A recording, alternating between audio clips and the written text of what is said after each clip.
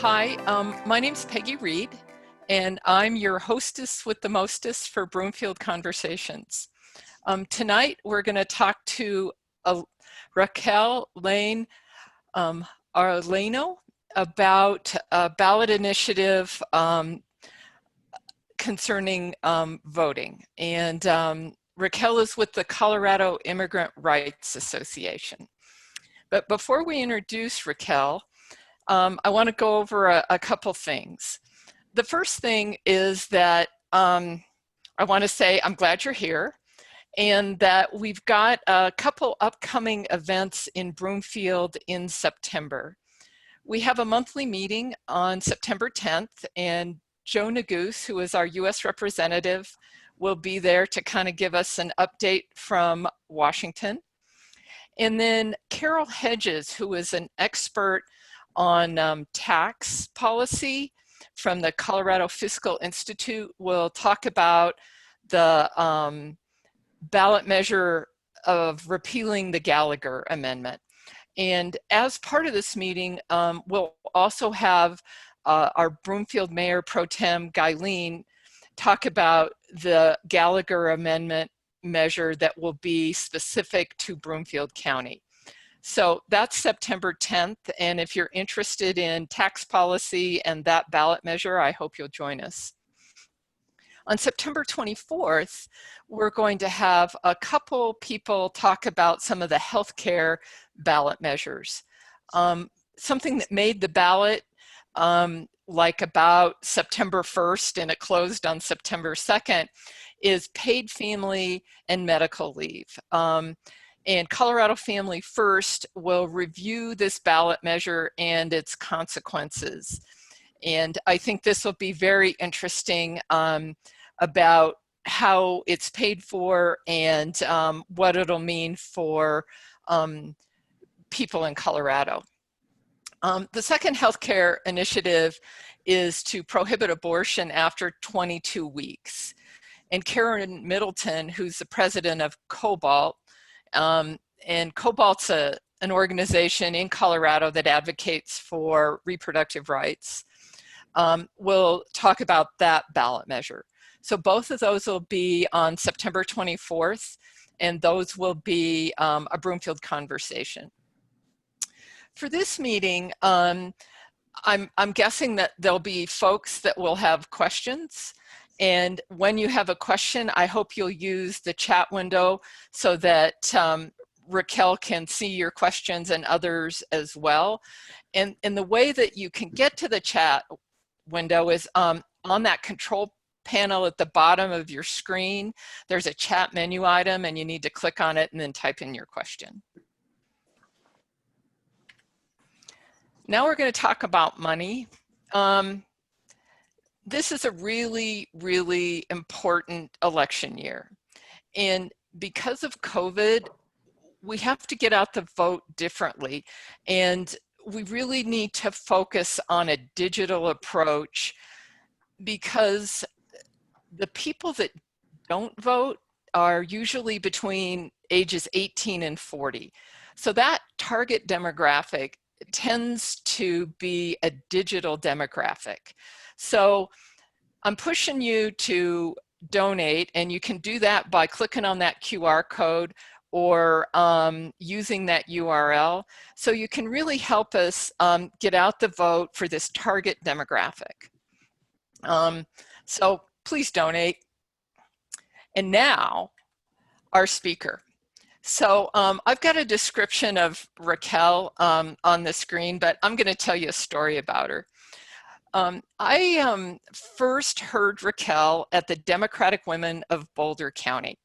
And the Democratic Women of Boulder County had a ballot initiative discussion, and Raquel was there. So then I recruited her to come talk with us, which is a lot of the reason I go to see the Democratic Women of Boulder County. And we kind of talked about our growing up. And Raquel grew up in Thornton, and I grew up in Broomfield. So she was kind of a crosstown rival, except for the fact she's like 30 years younger. But other than that, we would have been. And what's just awesome about Raquel is she grew up in Colorado with parents that worked at CU, and her mom met her dad while her mom was a janitor and her dad was a construction worker working in the bathrooms at CU. So Raquel's one of us. And then Raquel went to Stanford, which I consider to be like a BFD. So I think we're very lucky to have her tonight. And on behalf of your crosstown rivals, Raquel, we're very glad to have you. Thank you. I'm really glad to be here with you all. And yeah, I appreciate you all making the time for this discussion and your engagement. I think that's exactly what we need right now, more than ever, is for folks to be paying attention. And I apologize, I'm going to be talking to you all for quite a while. I didn't make you any slides, but hopefully what I share is engaging enough. And please add the questions that you have in the chat, and we will go through questions at the end. Yeah, it's a pleasure to be with you all. I'm going to be talking about Ballot Measure 76. For transparency, we are against the measure, and so I'll be giving you a little bit of insight overall into what the measure does, but also why we have chosen an oppositional stance. And I'm the policy manager with the Colorado Immigrant Rights Coalition Action Fund. A little bit about CIRC Action Fund, if you haven't heard about us before, is that we are an organization that works to make sure that our democracy is true to its values. And what that means for us is reaching out and getting voters engaged, especially the voters that are often overlooked. These are, people who just became citizens for the first time, voters of color, voters who feel very disenfranchised by our democracy, very disenfranchised by our systems. And so we see it as really, really important to engage those folks in consistent and genuine ways. And they're oftentimes the people that campaigns overlook, because those folks are frankly more expensive voters to get in contact with. And we see that as really important, right? Those are the people that we need to show up, because we need to change our system so that they can believe in our democracy. So that's a little bit about CIRC Action Fund. And Peggy, if it's all right, I could dive into the rest of the presentation. I hope you will. Okay, great. Awesome. So I'm going to start with a bird's eye overview, and then we can narrow in on some important aspects of this ballot measure that I think are really important for this discussion. So overall, the Ballot Initiative 76, it's trying to do something very seemingly small. It's trying to change the Colorado Constitution language from saying every citizen of the United States is eligible to vote to saying only a citizen of the United States is eligible to vote. So voting yes on that measure means changing the language to only a citizen can vote from what it used, or what it is currently, which is every citizen can vote.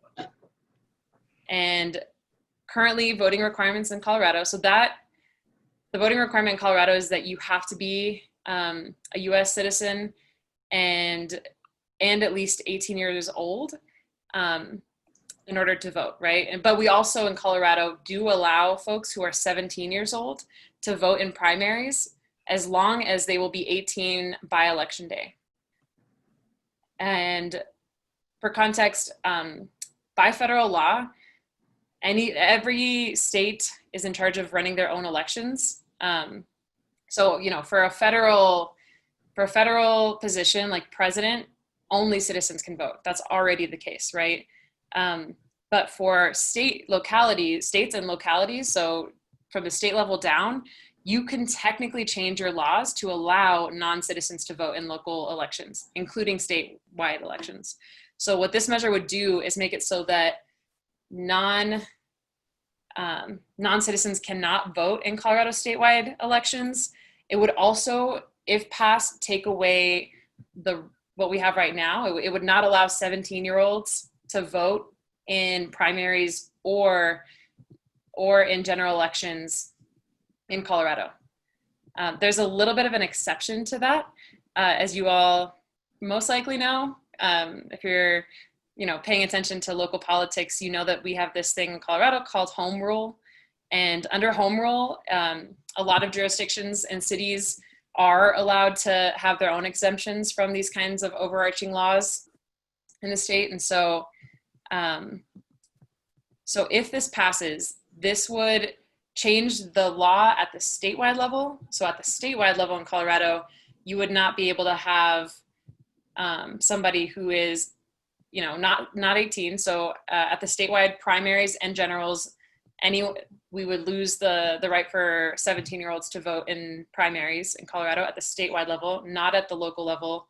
Actually, I think it would be at the local level at first, but local municipalities would be able to affirm a different stance if they want to. So a local level could affirm that, yes, here in Broomfield, 17-year-olds can vote in our primaries in city races, not at the statewide. They can't do it for statewide races, but city or any local school board races.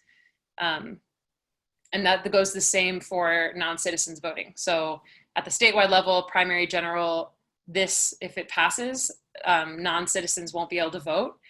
But at the local level, the non-citizens could be allowed to vote in a school board race or a city council race if the city affirms that in their home rule, in their own charter. And I will take questions at the end. I know this is going to be a lot of information. I do want to give some other context. This is being run nationally. And so, as you all know, Colorado has, I would say, a relatively low threshold for ballot measures, but we do seem to be a guinea pig state for a lot of ballot measures that national organizations or groups want to run, so they can test the best strategies or see, how it might play out in other states. And so this, I think, that's what's playing out with this measure, because they are also running the same language in Florida. Great. There's reasons why we think this is problematic and harmful, mostly because this is Ballot Initiative 76 is an unnecessary, and we also see it as potentially divisive change. The state already has a really secure election system, and at this moment, there isn't anyone that's a non-citizen trying to vote anyways. We have very secure requirements for our elections, and that's across the state and in local elections. And because of that, we see this measure as trying to solve a problem that does not exist. And I think there's a really strong and dangerous possibility that this is going to disencourage and disenfranchise voters, especially voters who might be perceived as non-citizens. And I'm going to talk a little bit about the history of citizenship and get into a little bit of the nuance there as well. But I think that if you're confused about this measure, or you were when you first saw it, I think that is the intention. I think the intention of this measure is to confuse voters and to making them think that non-citizens are voting, right? I first read this and I said, isn't that already the case? And it was after doing a lot of research that affirmed, yes, this is the case. And no, this hasn't really changed much, right? But I think it is that intention to confuse folks is clear for me. And to send this there's a false rumor that is inherent in passing something like this, right?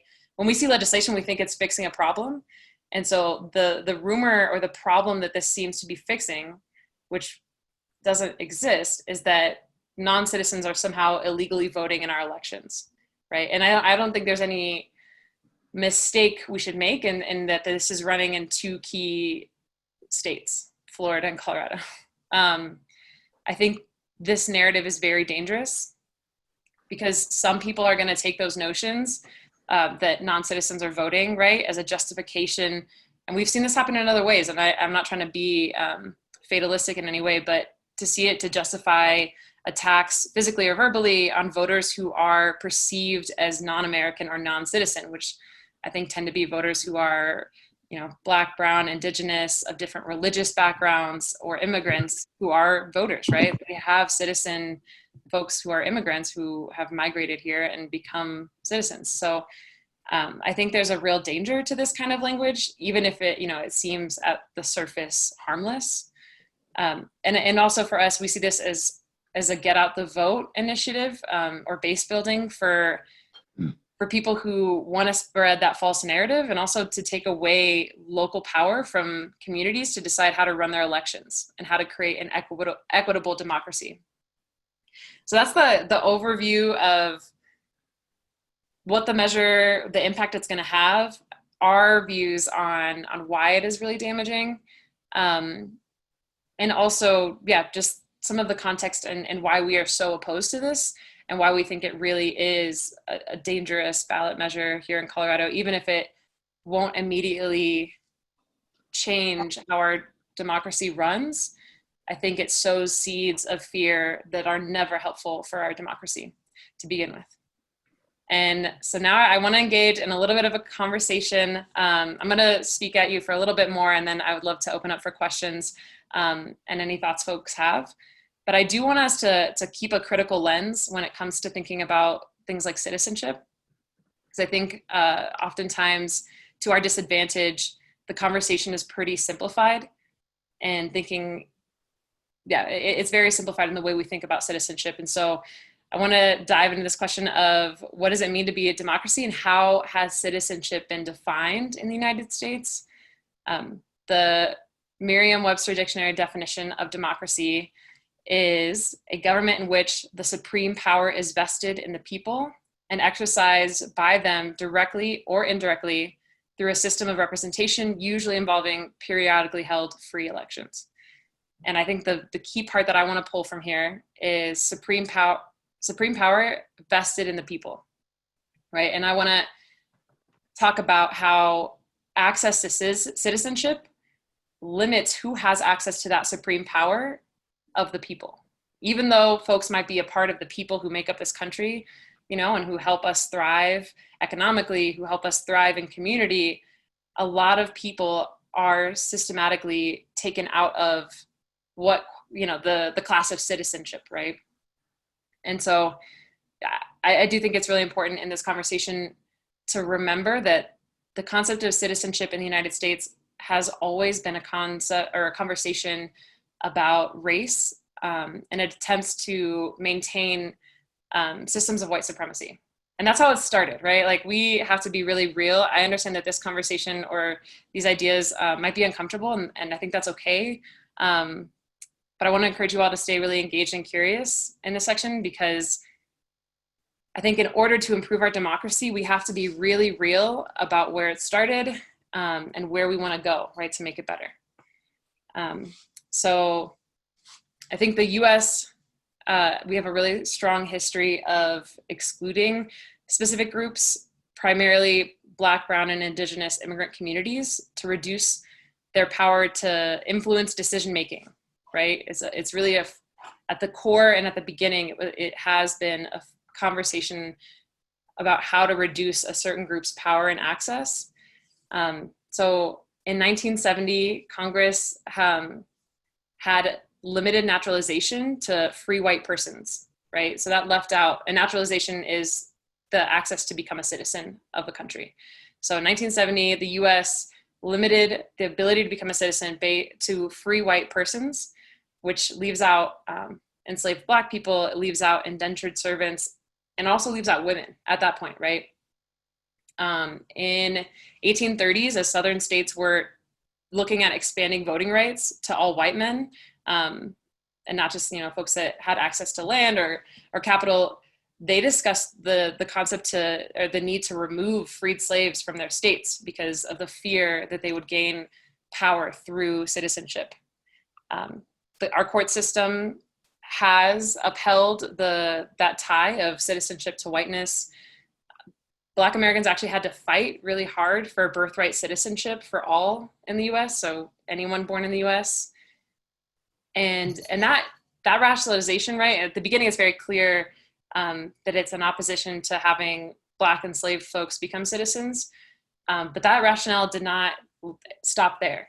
It extended to when we saw Chinese immigrants come to the US to mine or to build railroads. They were excluded from citizenship, especially when they started trying to bring their wives or their families.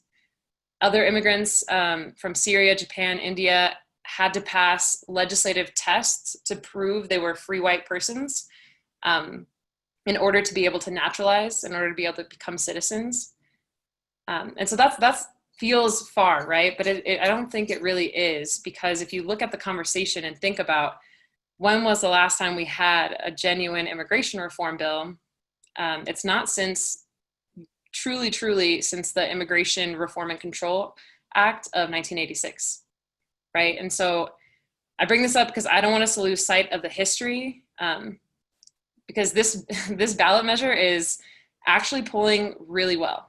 And I think that lends itself, or that is because American people don't at this point have a clear, or not, I don't think a lot of American folks have a clear sense of the history of citizenship. And I think we are taught this idea that, you know, our system is fair, our democracy is fair, justice is blind, when the reality is maybe not that case, right? And I think looking at the history and looking at how it plays out right now, it's really clear that the way this plays out impacts millions of people who serve and live and are a part of our country. And it impacts them by not allowing them to have that decision-making power, while we are still as a country benefiting from their labor and their lives.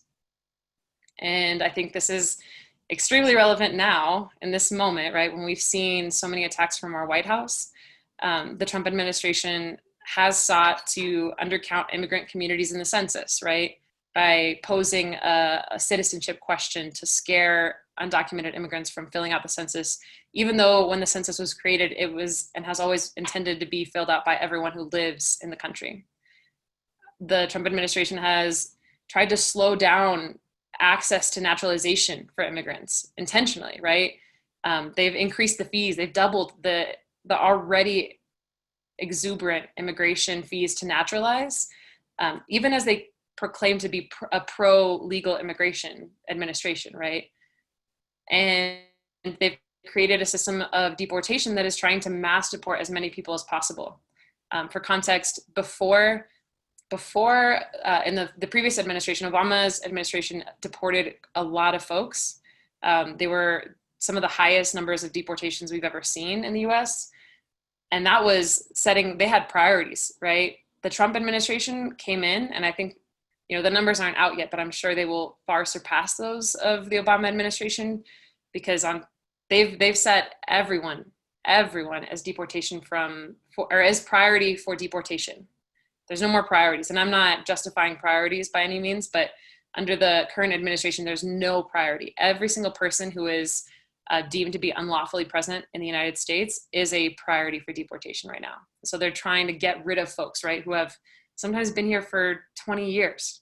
And this is where they've raised their children, right? And the last part is that this administration has Trump himself has brought up the idea of ending birthright citizenship, which is guaranteed under the 14th Amendment. And so I think when we think about this, right, like this measure, it is so much more complex than one word.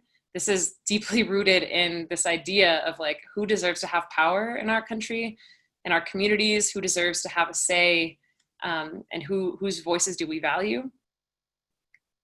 And at the end of the day, it is about access to power. And I think this measure antagonizes folks, right? It antagonizes Americans against immigrants who I believe realistically should have more access to citizenship if we want our democracy to be truer to our values. And as things currently stand, our democracy can't be representative, right? Or can't be true to our values because so many people who live here don't have equal access to exercise the rights that should be bestowed upon anyone who is a functioning citizen of this land and of this people. And what I mean by functioning citizen is somebody who's contributing, somebody who's here, building a life and a family, and, you know, a part of the fabric of our country.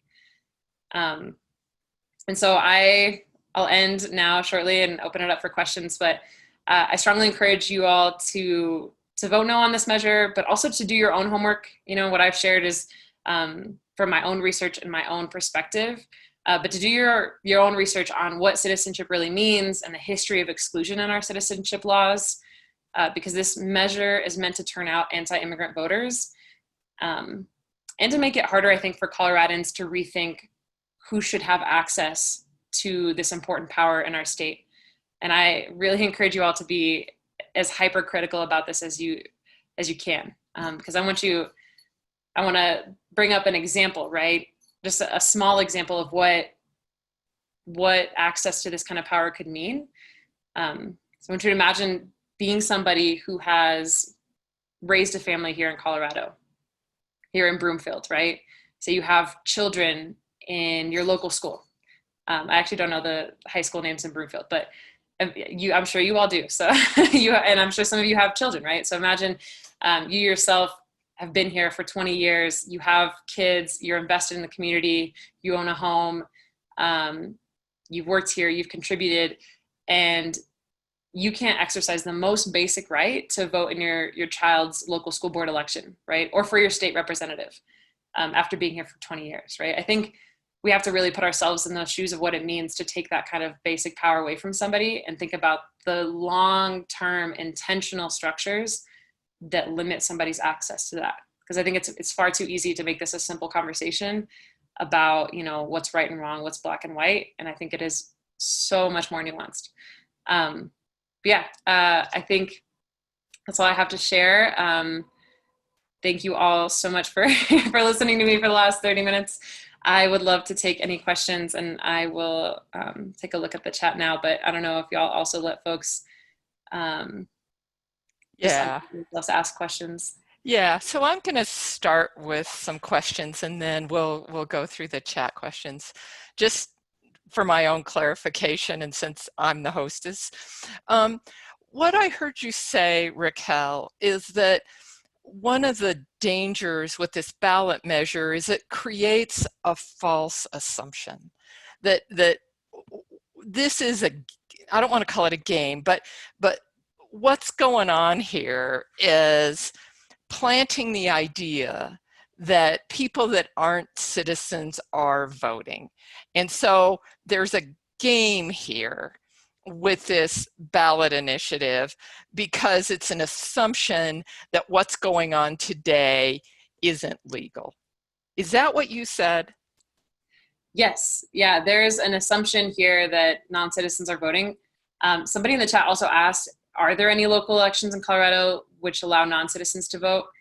No, not that I know of, except for maybe in Telluride. And I think that's a very different immigrant population we're talking about. Telluride, if you live in Telluride, you probably are not like a low income immigrant by any means. I think there was at some point a measure in Telluride to allow non-citizens to vote in school board elections.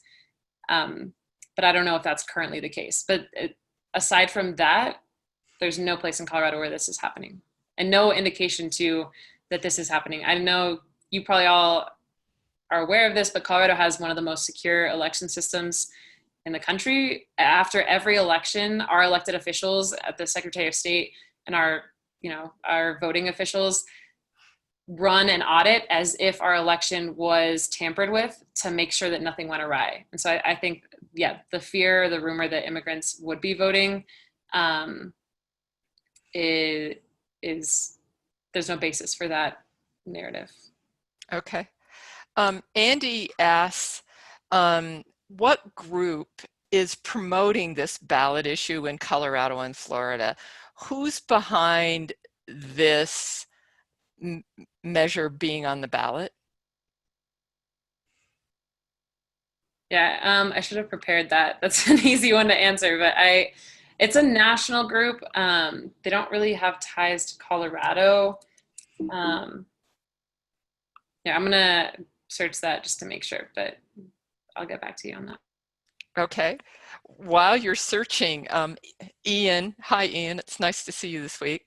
Can college students from out of state vote in Colorado? They would have to they would have to forfeit their right to vote in another state, and they have to live in Colorado, I want to say 22 days before an election, but let's double check. You have to live in Colorado at least 22 days immediately prior to the election.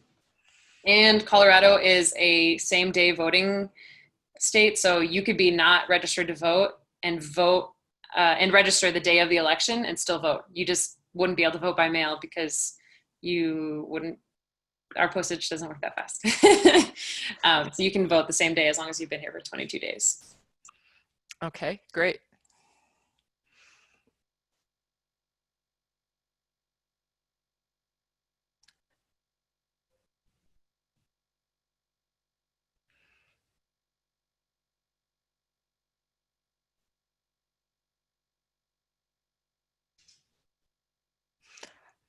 While Raquel is looking up this question, I see another one from Jim about how is the ballot measure polling.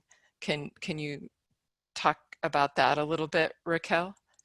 Sure. It's polling really well across all groups. I think people are my assumption is that people probably had the same questions I did when I read it, or the same reaction as, oh, isn't this already happened? Isn't this already the case? And so I think, yeah, it's polling super well. I think because people just assume it's like they assume it's already the case. And so they're surprised it's not, willing to vote yes to make it more the case. And also, I don't think people understand the impact it would have on 17-year-olds voting. It's polling exceptionally well, like better than almost any other ballot measure that's on the ballot.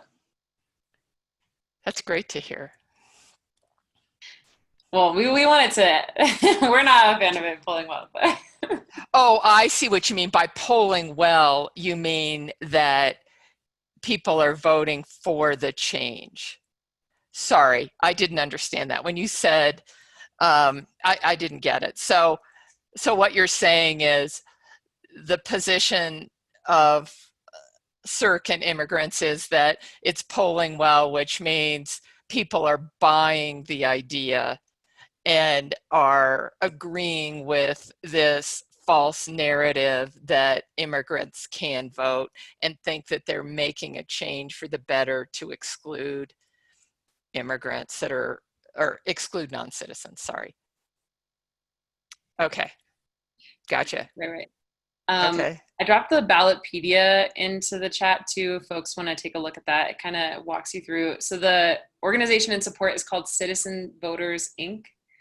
I'm not sure, they are tied to the same group that's running this in Florida. But here's another link that goes to their page as well on Ballotpedia.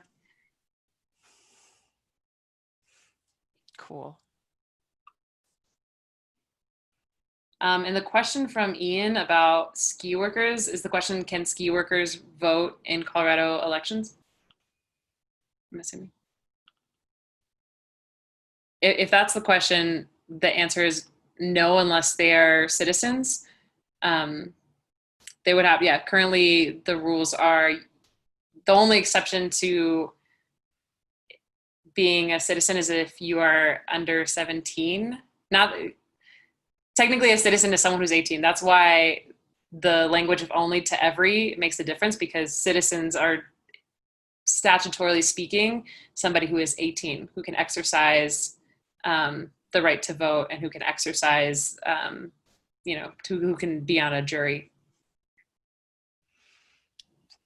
I just looked up the Ballotpedia, and it sounds like John Loudon, who is a Republican out of Missouri, is the sponsor of the ballot measure. Interesting. Okay. Kathy, try this link. It might be the same link, but I don't know if it's working for me, but let me try clicking it from here.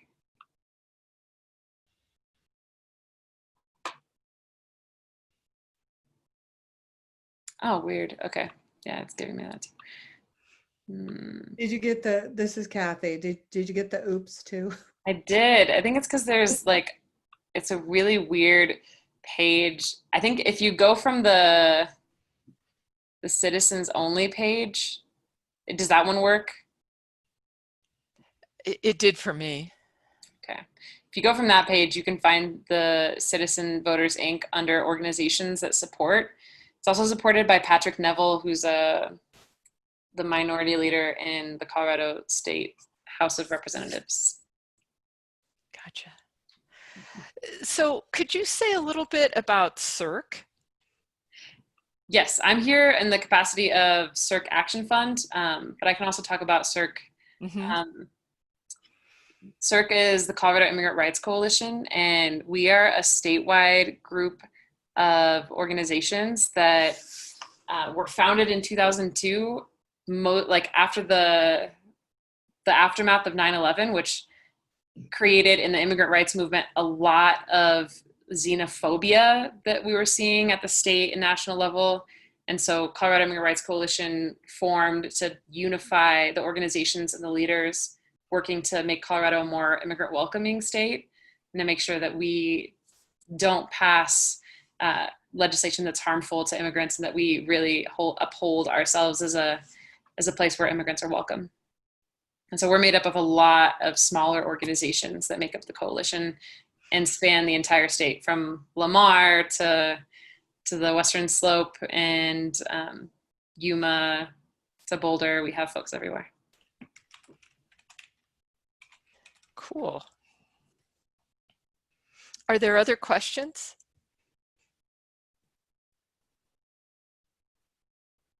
I have another one if nobody else does.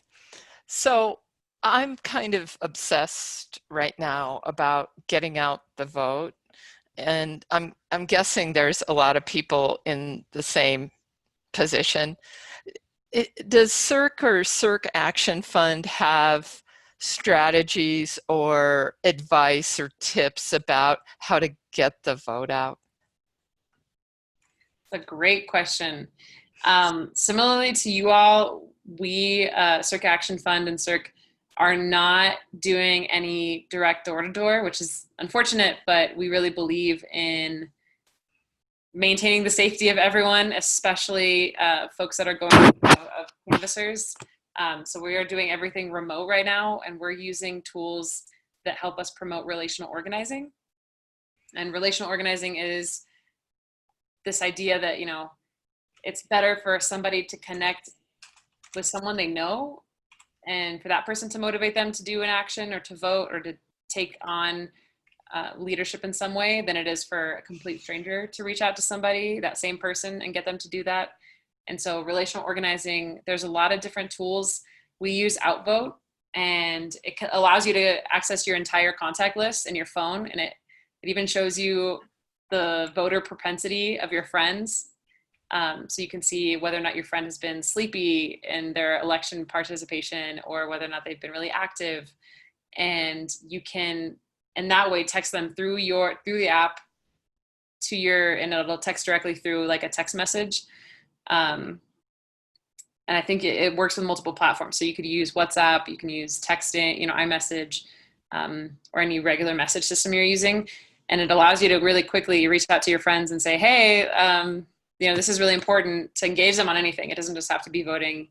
It can be any political issues, or if you want them to reach out to a candidate or an elected official who has has the power to issue some change. So that's what we've been using is, and I think that works. You don't need an app to do that either.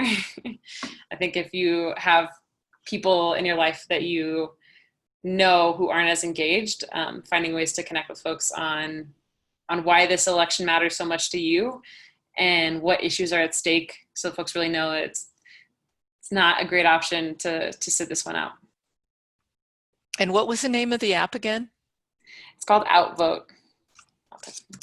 Okay. Go ahead. Sorry, I have a question if I could. Raquel, I'm sure I'm just looking at your website actually, and it says donate right at the top, just like ours does. And so one of the questions that was asked of us, which I hope we can answer in the next few minutes, but I'll ask it of you too. What do you do with the money that you get? That's a great question. It depends on if it's earmarked. Some people are like, especially the volunteers and the folks who are really familiar with our work, will earmark their donations for a specific campaign or effort that we're doing. So sometimes in the past, people have earmarked for DACA renewals, right? Or for our driver's license program or campaign. But we use it to to build up our team and our capacity. And so, yeah, it depends, right? If it's for one of those specific campaigns, and we also run, I guess I should have mentioned this earlier, we run statewide legislation too. That's actually my primary role, is to work on our statewide bills. But if it's for one of those campaigns, we use it to build up our communications capacity, our ability to do outreach, our ability to lobby legislators. But there's also a lot of other work we do. We do naturalization. So we actually are in the business of making citizens as much as we can. And so we do help folks who are at that step and qualify to go through the naturalization process. There's a lot this organization does. So Sure. It just depends what the need is in the moment. Well, that sounds like you probably need lawyers for some of that, right? Is that true? And if so, do you get pro bono services, or do you have to pay lawyers? We actually don't have any in-house lawyers, but Okay. So many people come to us for immigration legal support. So usually we refer people to lawyers. What we do have, the person who does naturalization, it's called BIA accredited. And so they are accredited to do naturalization through the Department of Justice and through a program, but they're not a full lawyer. I see. Okay. That's actually something we're working on, though. I don't know if you all are aware, but the only time in the US where you can be detained but don't have a right to a lawyer is an immigration civil detainment. So folks oftentimes get detained and don't, like 70% of the people who are detained in Aurora at the Immigration Detention Center don't have a lawyer. Wow. So that's something that we're working on to try and create a statewide fund to help folks get access to a lawyer, because it makes a big difference. Yeah. Do you work with the ACLU at all on any of this stuff? We do. We work with them almost on everything. Okay. That makes sense. Yeah. Well, I'm as we're waiting for a few more questions for Raquel, maybe Peggy and Kathy can go into a little more detail about what we do with the donations that we're asking for. I can talk about it. Kathy, you can too. Well, I can talk to what we're doing. We consider ourselves very, very strong stewards of all of the funding that we get, and we use it to target our get out the vote. Our goal is for voter awareness, to raise voter awareness in Broomfield, and to get out the vote. And let's see, there's 3 prongs, and to elect Democrats. So we're now venturing into digital advertising with Facebook and another organization that works throughout the internet. And I can't speak to the details. Gary would have to talk about that. But given that we know that major campaigns spend millions of dollars on digital advertising, and we have a relatively small population, and we are targeting that demographic that doesn't vote as much, which we've known is the 18 to 40-year-old group tend not to vote as high percentage as the 40 and above. And the way to reach those is obviously millions of dollars in digital ads. Well, we can do thousands or we can do hundreds, and that's what we're trying to do. We're venturing into digital ads, Facebook ads, and it's expensive. However, we believe that the effective return for that is going to be pretty high. So we're really working on that. We're also going to be mailing out voters' guides to our targeted group, which will give information on how to vote, which candidates. We have Democratic candidates.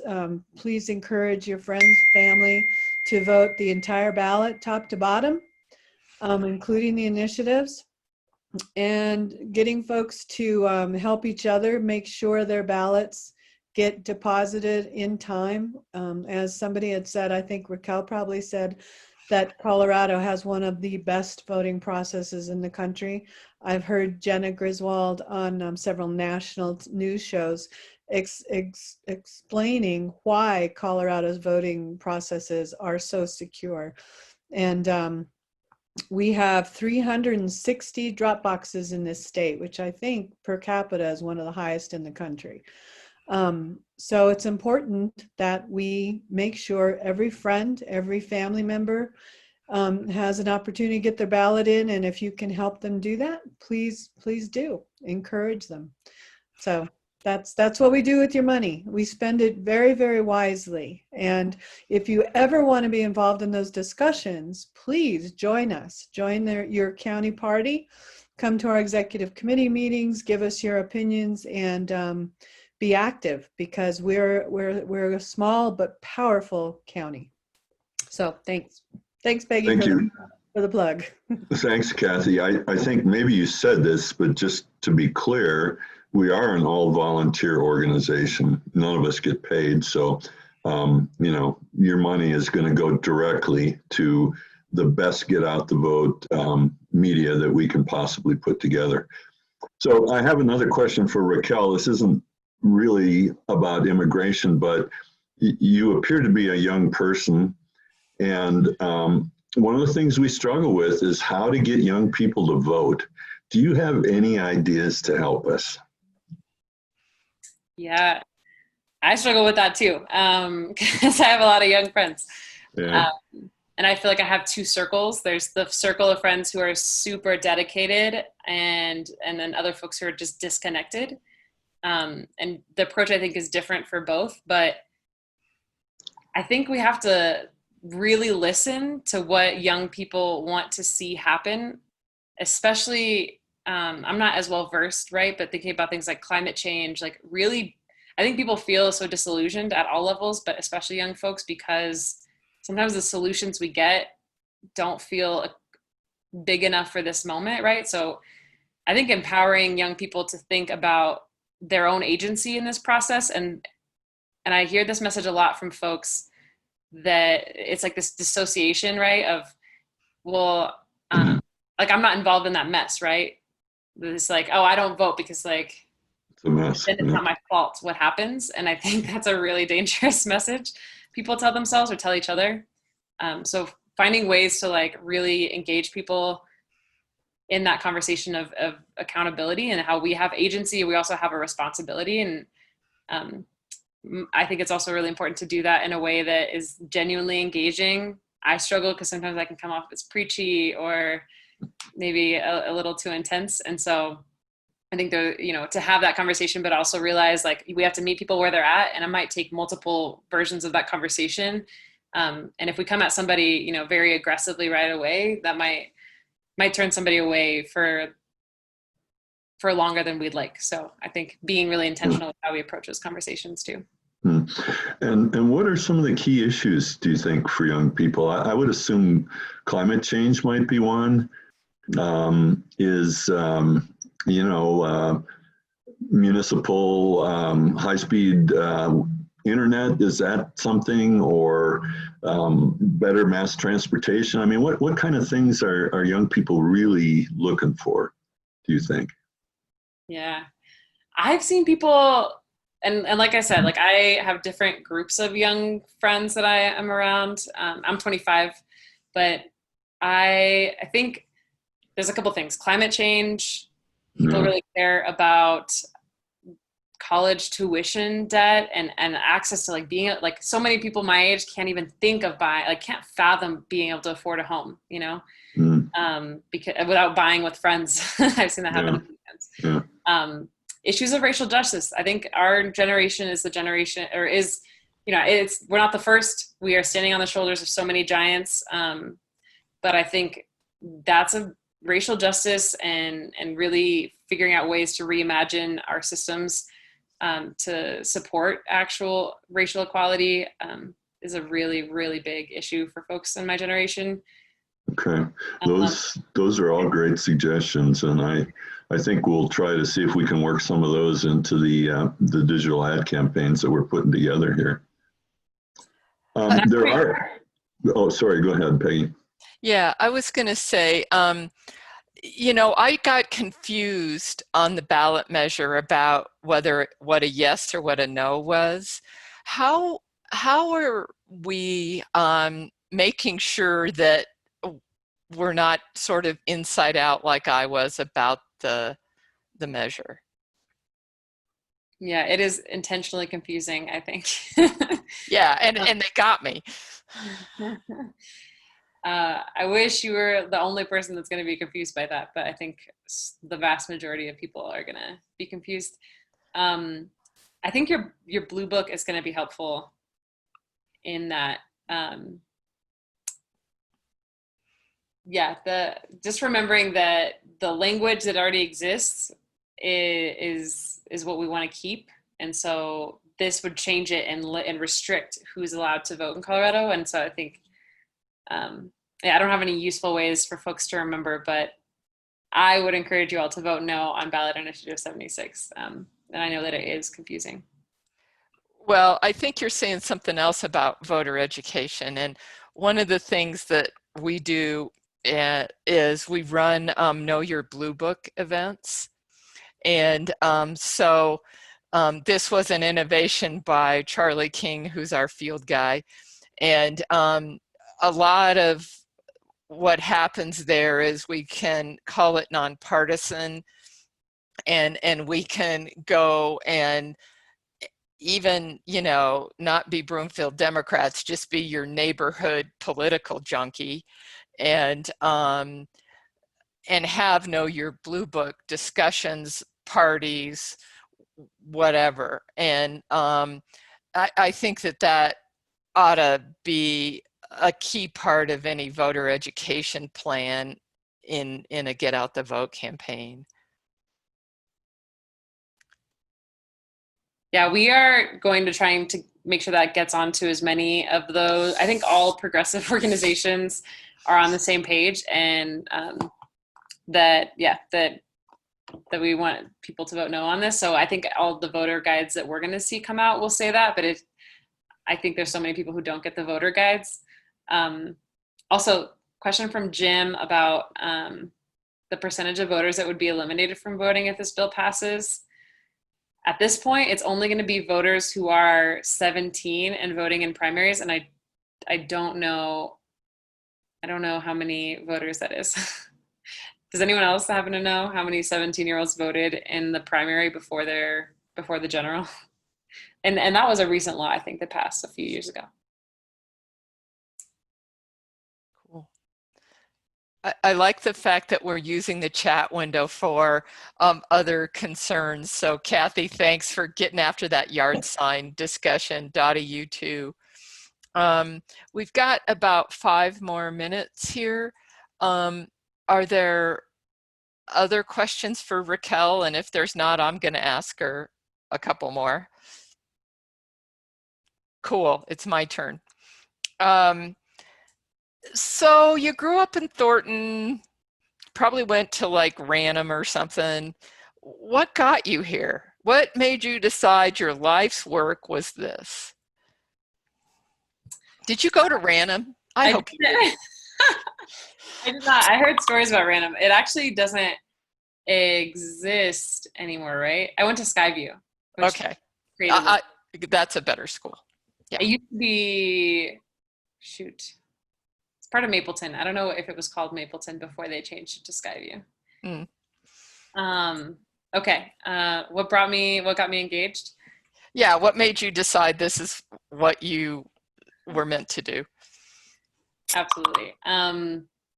So I got engaged, and I probably work chat is going off. So that's what you're hearing in the background.